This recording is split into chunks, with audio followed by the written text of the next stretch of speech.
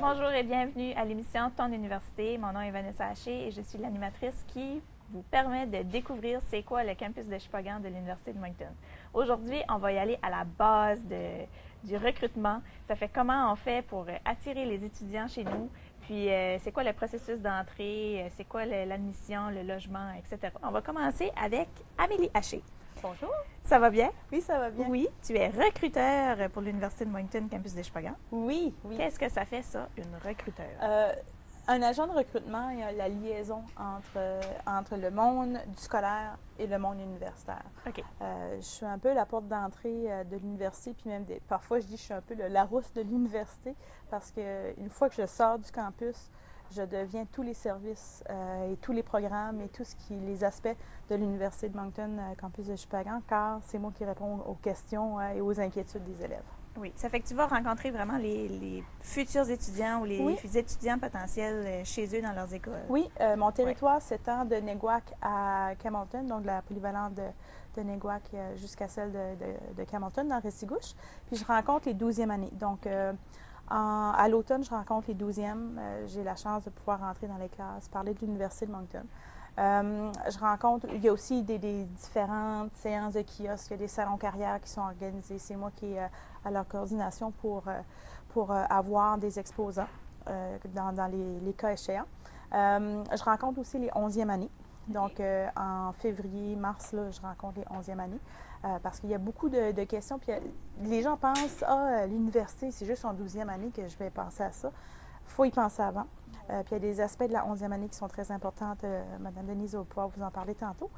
Je rencontre aussi le primaire. OK. Oui, le primaire, je les vois surtout au printemps. Puis c'est beaucoup pour un peu semer la graine, là, donc commencer là, le processus de réflexion par rapport aux études postsecondaires. Okay. En gros, dans les écoles, c'est ce que je fais là. OK, c'est parce que c'est quand même une grosse décision à prendre de choisir un domaine d'études. Oui. Y a-t-il des trucs, y a-t-il quelque chose que les étudiants peuvent ou les futurs étudiants peuvent faire pour trouver leur domaine? Ce que je pourrais dire que la base de toute décision dans la vie, c'est se connaître. Connaître ses forces, ses faiblesses, ses goûts, qu'est-ce qu'on aime moins. C'est sûr que nous, moi, en tant que recruteur, je suis un élément parmi tant d'autres. Comme moi, je suis un peu en information scolaire, si tu veux. J'aide à avoir le plus d'informations possible pour pouvoir aider au niveau de la prise de décision parce qu'il y a plusieurs facteurs et j'en suis un parmi tant d'autres. Ce que je dis souvent aux élèves, c'est prenez votre programme ou votre campus comme une paire de jeans que vous allez essayer au magasin. Allez magasiner, venez nous voir, participer aux activités qu'on vous propose pour voir si le campus ou encore le programme vous fait. Fait que c'est un peu ça qu'on fait, nous autres. On les accompagne dans leurs décisions, donnant le plus d'avantages et de facettes possibles là, par rapport à leur programme. Ça fait que tu vas chez eux dans leur école, mais ils viennent aussi ici au campus de Shippagan. Oui, on a une journée porte ouverte qui est organisée à l'automne.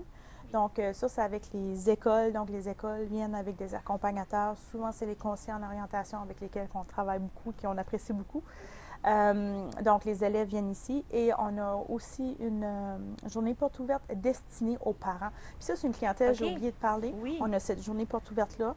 Habituellement, c'est à l'intersession, entre les deux sessions, la fin de semaine de l'intersession qu'on fait ça, ici au campus. Puis les parents, je veux revenir que je rencontre aussi les parents en présentation à l'automne le soir.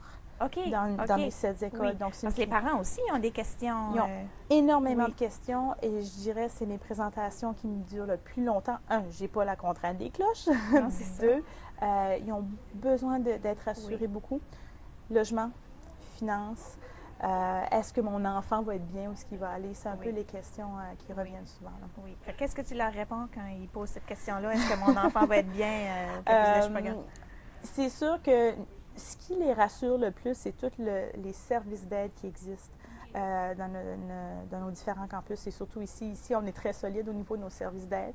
Puis ce que j'explique, c'est aller chercher de l'aide, c'est pas une faiblesse, c'est pas quelqu'un qui est en difficulté. C'est quelqu'un, au contraire, qui veut aller plus loin.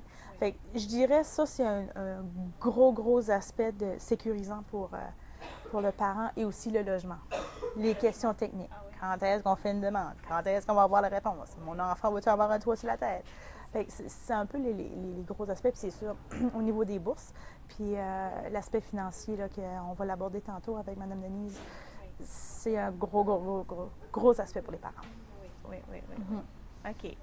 Ah, mais ça, c'est bien. Puis, si je peux ajouter, absolument, il y a aussi dans le cadre d'étudiants d'un jour. Donc, c'est possible si, avec les présentations, avec les journées portes ouvertes, que l'élève se questionne encore, ou encore quelqu'un qui veut faire un retour aux études. La personne se questionne encore, si pour moi, je ne suis pas trop sûre, je veux juste avoir plus d'informations. On jumelle la personne en question avec un étudiant du programme de leur choix.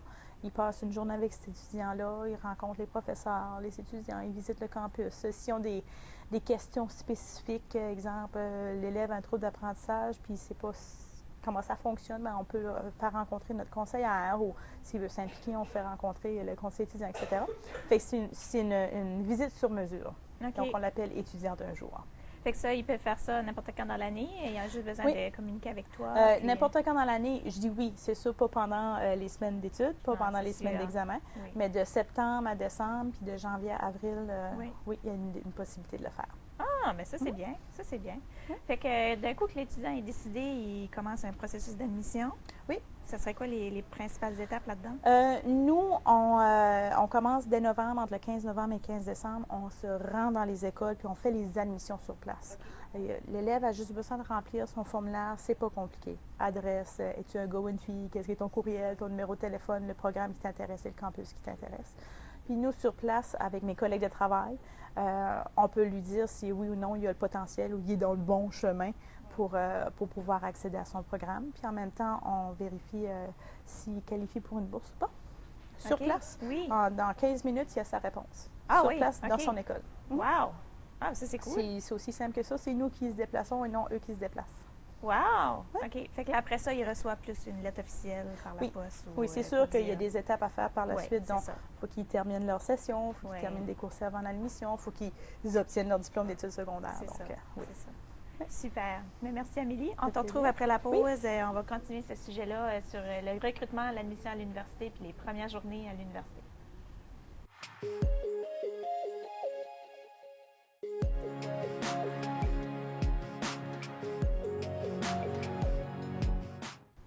Nous sommes de retour à l'émission Ton Université, puis nous sommes avec Amélie Haché, qui s'occupe du recrutement. On parlait un peu du processus d'admission, puis tout ça. Oui. Peux-tu élaborer un petit peu plus sur le processus d'admission? On a parlé qu'il y avait le format qu'on peut dire tout de suite si il est disponible ou il est admissible, c'est ça? L'admission qu'on donne, c'est une admission anticipée. Ce que ça veut dire, c'est tu es admis à condition que tu réussisses tes cours servant l'admission et que tu obtiens ton diplôme d'études secondaires. Donc, c'est, en d'autres mots, il y a sa place, il est dans le système, mais il y a quand même du travail à faire d'ici la fin de son parcours scolaire. Souvent, la question qu'on a de la part des élèves, c'est « je ne suis pas certaine de qu'est-ce que je veux faire, faut-il que je fasse mon admission, j'hésite entre deux programmes. » Nous, ce qu'on leur dit, c'est « fais ton admission, ça t'ouvre ton dossier. » Après ça, j'ai déjà eu un élève qui m'a écrit, qui a dit « Finalement, je veux étudier à Chupagan, je veux changer de campus. » Fait que là, j'ai répondu « J'ai pas de problème, t'envoies ta demande à telle personne. » Il m'a réécrit « Finalement, je vais changer de programme, mais je reste dans le campus. » Pas de problème, là, j'ai écrit à la personne « Peux-tu changer de programme? » Il m'a réécrit et dit « Non, finalement, je vais retourner au programme initial. » Il a toujours resté dans le même domaine. Mais c'est juste pour dire que cette demande-là est maniable. Tant et aussi longtemps que les conditions d'admission sont respectées, dans le fond, que les cours dont les élèves ont de besoin pour rentrer dans leur programme respectif, tant que les conditions d'admission sont respectées, il n'y a pas de problème qu'il reste la place, que ce n'est pas un programme contingenté. Fait, ça se manie, donc si c'est une inquiétude, les élèves n'ont pas besoin de s'inquiéter pour ça. Puis ça arrive qu'ils peuvent aussi changer de programme quand ils rentrent en septembre, puis ils s'aperçoivent. Je travaille à côté de notre conseillère en orientation, on travaille beaucoup ensemble parce qu'elle apprend mes données quand j'arrive du secondaire et vice-versa. Et je dirais mi-octobre, elle commence à être occupée des premières évaluations en passé. Et je dirais que mi-octobre, elle commence à rencontrer les élèves parce qu'ils se questionnent beaucoup, les étudiants, ils se questionnent beaucoup. Je dirais à peu près un tiers, si je dis ça, je sais que je suis pas mal dans les chiffres, là, un tiers change de programme. Je suis une issue de changement de programme. J'ai ma maison, j'habite plus chez mes parents, donc c'est pas une catastrophe de changer de programme, c'est juste un pas en arrière pour faire un meilleur pas en avant. C'est ça, c'est ça. Ça fait que pour l'élève qui n'est pas prêt ou qui est pas sûr, puis tout ça, c'est correct. Ça veut dire qu'on s'aperçoit que l'admission peut être changée. Oui. Puis aussi, en cours de route, on peut changer de programme. Qu'est-ce qui est intéressant, c'est qu'en novembre, au moins, son dossier est actif à l'université. C'est ça. C'est important que ça soit actif à ce moment-là. Oui. Oui. Puis quand ils rentrent en septembre, bon, fait que là, l'admission est passée, puis tout ça, on a été les recruter, ils sont venus visiter, ils ont été admis. Ils arrivent en septembre. Qu'est-ce qui se passe en septembre? En septembre, je dirais plutôt dans le mois d'août, là, qui est le jeudi, vendredi précédent la longue fin de semaine du mois de septembre, ce sont nos journées d'accueil. Okay. Donc, ces 2 jours qui sont réservés, le personnel et le corps professoral de l'Université de Moncton, campus de Shippagan, se mobilisent pour accueillir nos étudiants. À l'époque, jadis, dans mon temps, on faisait ça entre les cours. Maintenant, on a des journées réservées. L'étudiant qui s'angoisse parce qu'il se dit « j'ai-tu choisi les bons cours, j'ai-tu inscrit mes bons cours », peut aller valider son horaire. S'il y a des choses à régler, exemple, un étudiant qui a un trouble d'apprentissage ou un problème de santé physique ou mentale qui a besoin d'avoir les services d'intégration, peut aller régler son dossier avant. Il n'y a pas à jouer puis à manipuler son horaire de cours qui est quand même assez transition. On s'entend là-dessus. Donc, tout est réglé avant. On les accueille, on leur donne des ateliers. Donc, il y a des ateliers sur les méthodes d'études, des trucs pratico-pratiques pour réussir. Donc, ça, c'est mes collègues en orientation et en intégration qui s'occupent de ça. Sur tous les services aussi qu'on offre. Donc, ça dépend des années. Il y a des années qu'on a eu des gens pour le budget, il y a d'autres années. Ça dépend des demandes. Puis, on transforme le carrefour de l'apprentissage, dans le fond, qui est notre studio aujourd'hui. On transforme le carrefour de l'apprentissage en salon universitaire. Dans le fond, ils peuvent rencontrer tout le monde. Okay. Tout le monde. Puis, il y a des bourses aussi qui sont reliées à la participation de tous les kiosques et tous les ateliers. OK. Oui, donc on fait un tirage avec les personnes qui ont participé à tout. C'est-tu à ce moment-là qu'ils entrent en résidence aussi, s'ils logent sur le campus?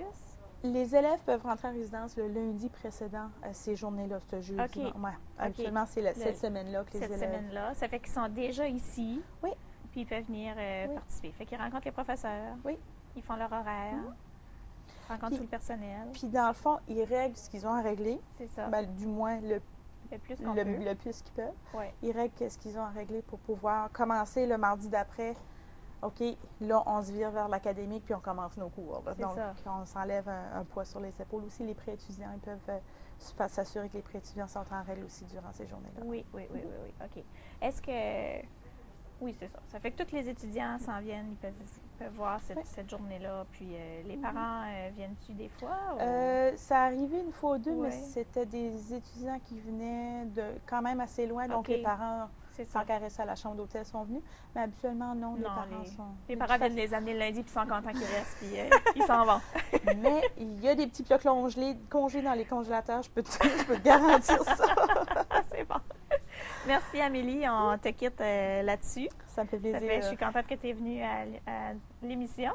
Merci. On reprendra après la pause avec Denise Haché et puis Suzy Laudier qui vont nous parler des bourses, du financement et du logement.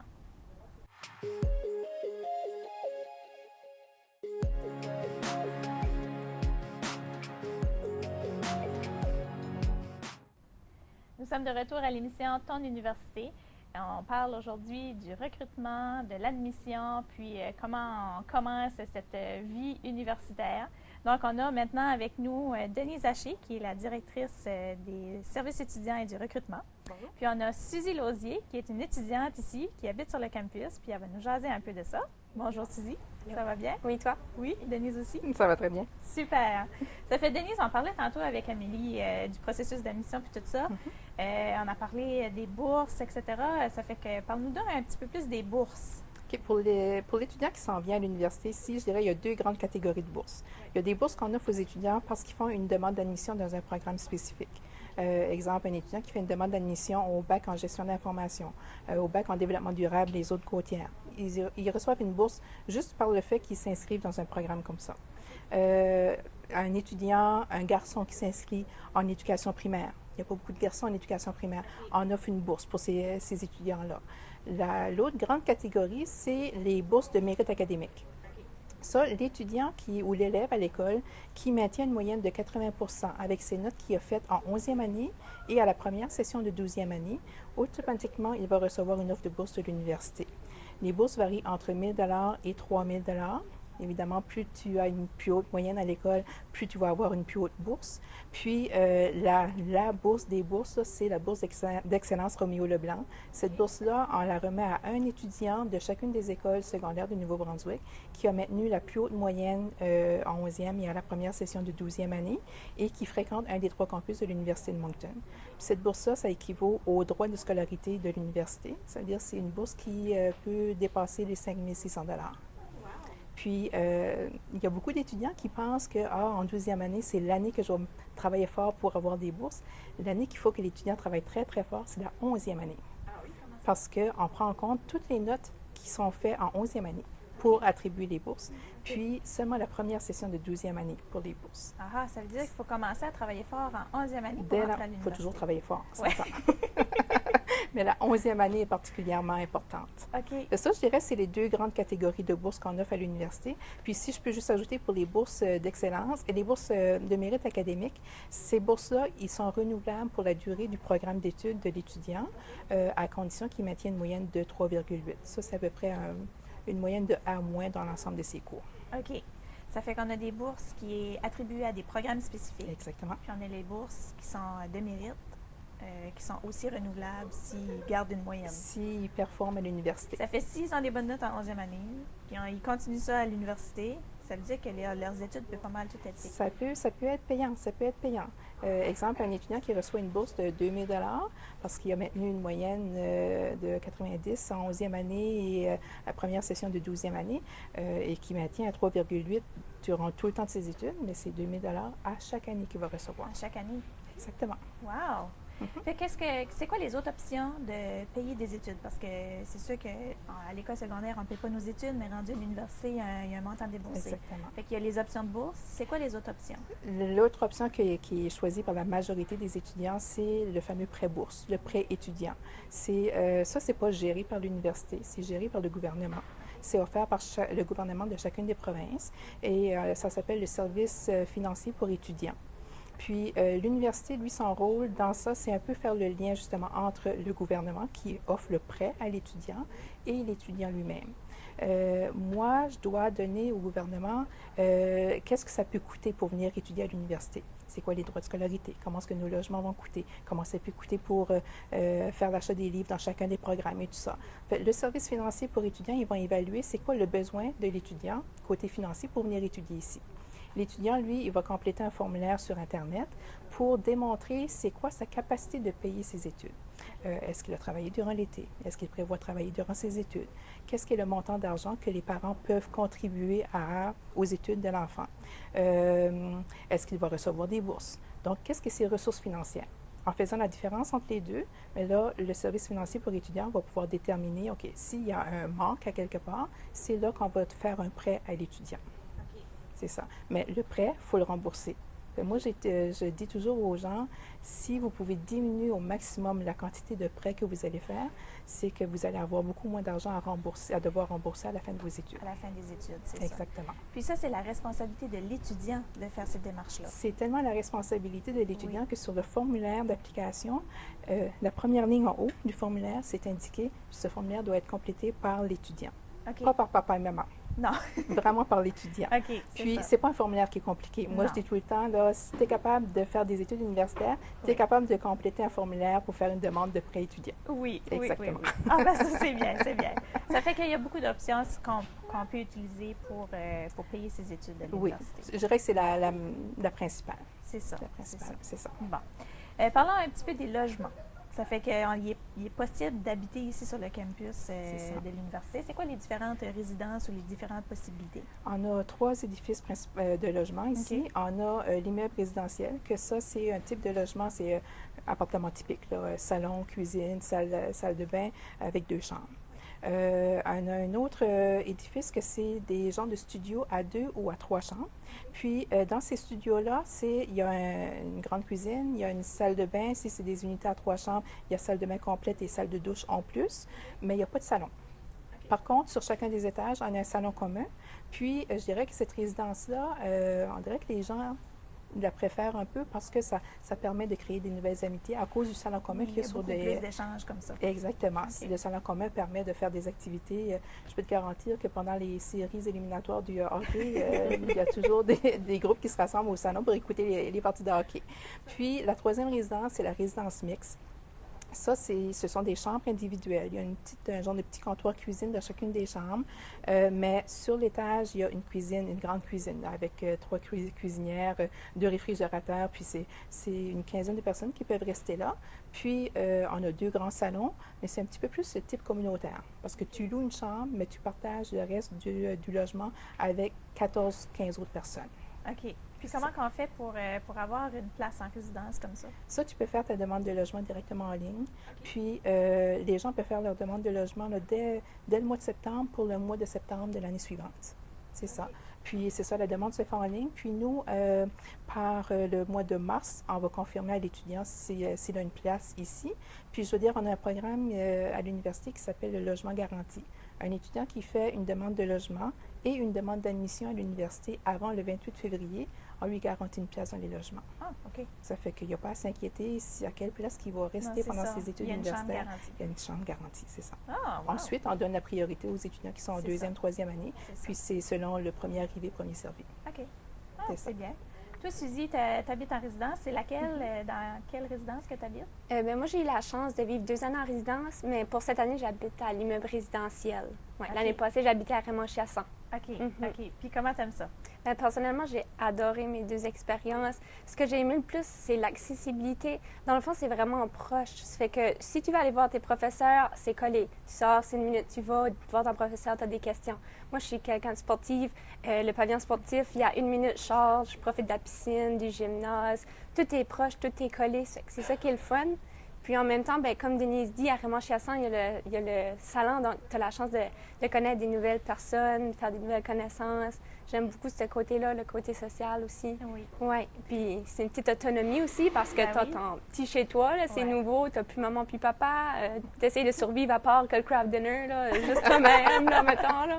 Oui, c'est le fun, une petite routine à toi-même, ton petit chez vous. C'est ça, tu as ton petit coin. Oui. Puis tu partages ton coin avec des colocs, des fois, des colocataires? Oui, les 2 années de suite, j'ai vécu avec une colocataire. Okay. Oui. Puis, ben moi, je suis vraiment quelqu'un de social, puis j'aime ça. C'est une nouvelle fille que j'ai connue cette année. Je la connaissais pas beaucoup, puis on a appris à se connaître, puis on s'entend vraiment bien. Puis c'est ça qui est le fun, parce que j'ai appris à connaître aussi une nouvelle personne. Bon, c'est bien. Puis toi, tu es responsable des logements. Oui. C'est quoi ça? C'est quoi être responsable des logements? Responsable des logements, mais c'est premièrement s'assurer que le logement, que les jeunes se respectent entre eux. Donc, le soir, après une telle heure, qu'il n'y ait pas trop de bruit, parce qu'il y a des gens qui aiment étudier, ou soit qu'il y ait une propreté quand même, ou la sécurité aussi, si quelque chose est plus dangereux. Je peux entrer en contact avec Denise, puis elle va s'assurer de peut-être arranger. Ou s'il manque quelque chose aussi, que les étudiants ont besoin. Puis j'aime aussi le côté vie étudiante. Je peux organiser des activités avec les autres personnes qui sont responsables de logement aux autres logements avec moi. Donc, on contribue à la vie étudiante en même temps. Les premières années aiment beaucoup ça parce que c'est leur première année, donc ils arrivent, c'est nouveau. Puis, super. Merci beaucoup, Suzy. Merci, Denise, de nous avoir parlé de ça. Nous étions à l'émission Ton Université. Nous remercions nos invités d'aujourd'hui. Si vous voulez plus d'informations, vous pouvez visiter le site web de l'université pour en savoir plus sur nos sujets. Retrouvez-nous dans une prochaine émission.